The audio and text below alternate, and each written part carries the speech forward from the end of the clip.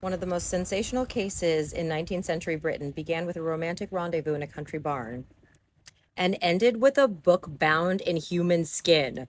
Welcome back to historical horror, which is not only the genre of all the books that I write, but now a series in which I draw upon my two absolute favorite subjects to bring you the strangest, creepiest, darkest tales from our past. Today, we're talking about the Red Barn murder. In 1826, Maria Martin is 24, living with her family in Polstead, Suffolk, when she enters a romantic relationship with William Porter, who is the son of a local farmer. William is a bit of a cheeky character.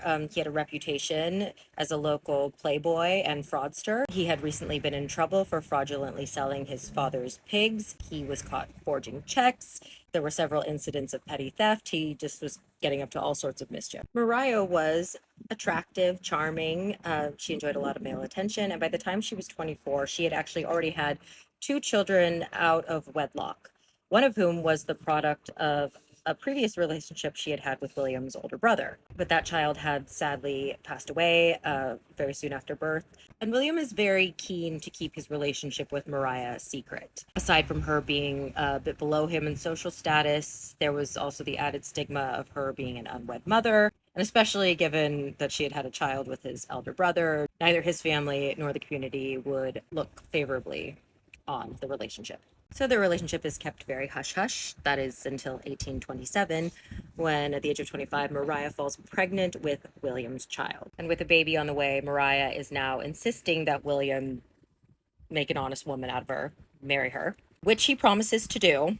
So the baby is born, a son, and unfortunately, he does not survive. Despite the death of the child, William maintains that he still intends to marry Maria, but he insists that they elope. He's like, "Oh no, we can't get married. We can't get married in town. We'll go somewhere else and get married, and then we'll come back as man and wife." And she's like, "Okay." The day of the intended elopement, they are talking in front of Mariah's stepmother and planning to meet at the Red Barn just outside of the village, from whence they will elope to Ipswich. And off Mariah goes. As far as her family is concerned, she is off and happily married in Ipswich. William continues to kind of come back and forth into town, but he's never with Mariah, and the family presses him for news of her and asks why she hasn't written. He has all sorts of excuses. She's like, "Oh no, she's happy, we're good, everything's good.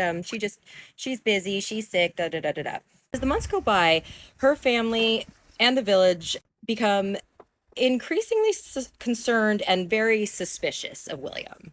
Almost a year has passed at this point since the intended elopement, and it's around this time that Mariah's stepmother begins having very strange, very vivid dreams in which she sees that Mariah has been murdered and that she's hidden inside the Red Barn. The dreams are so persistent and so precise that eventually Mariah's stepmother convinces her husband, Mariah's father, to search the Red Barn. And so Mariah's father goes to the Red Barn and starts poking around, and he very quickly finds a body. Even though the body is badly decomposed, there's still enough of it for him to see that it is indeed his daughter, Mariah. The body itself was rather confusing because it was very unclear how she met her end. There was evidence that she had been shot with a pistol. There was also evidence that she had been stabbed. But the real telling bit of evidence, there was a green handkerchief wrapped around her neck, which was identified as belonging to none other than William Porter. William is fairly easy to track down. He is now married and running a boarding house in London. And this is kind of funny. This is a bit that added to the intrigue of the case. But William, when he arrived in London, took out a Lonely Hearts advertisement, and he famously received over 100 replies. And from those pickings, he selected a nice wife for himself and settled down to run a boarding house. William is arrested, brought back to Suffolk, to be tried at Shire Hall at Bury St. Edmunds, and right away it is an absolute media circus. Ballads, pamphlets, penny dreadfuls. The case became sort of an industry in itself. When the trial commenced, it was an absolute spectacle. You couldn't get a seat in the courtroom. You had to buy tickets. William defended himself. He was like, "No, no, yeah, no, we did meet in the barn. We were supposed to elope, but we got into a fight, and then I stormed off, and the next thing I know, I heard a shot, and I came back, and she had my pistol. She shot herself." And the jury was like, "Mm-hmm, okay." The prosecutors argued that William had never wanted to marry Maria, but because she knew so much about his petty criminal dealings, she had a hold on him and was sort of forcing his hand. So this was a way for him to get out of the marriage. Not only was evidence found in his house, not only had he been discovered to have purchased two pistols on the day of the murder, but there was also an eyewitness that saw him heading to the barn with loaded pistols and saw him leaving it with a pickaxe, plus the green handkerchief. It did not look good for him.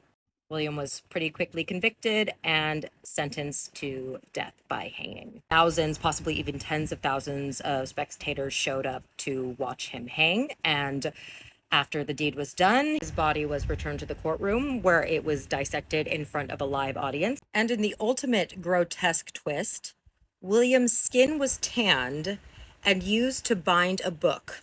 Not just any book, but a book containing the trial records of the murder case of Maria Martin and the conviction of William Corder. If that isn't macabre poetic justice, I don't know what is. And you can still see this book today. The book bound with William Corder's skin is to this day sitting in Moises Hall Museum in Suffolk. The Red Barn case had everything: love, betrayal, murder, a dash of the paranormal, the prophetic dreams, courtroom drama, public spectacle. This was early true crime culture in the making. Lurid entertainment, a story where the supernatural collided with the grotesque, leaving behind a book bound in human skin as the final chapter.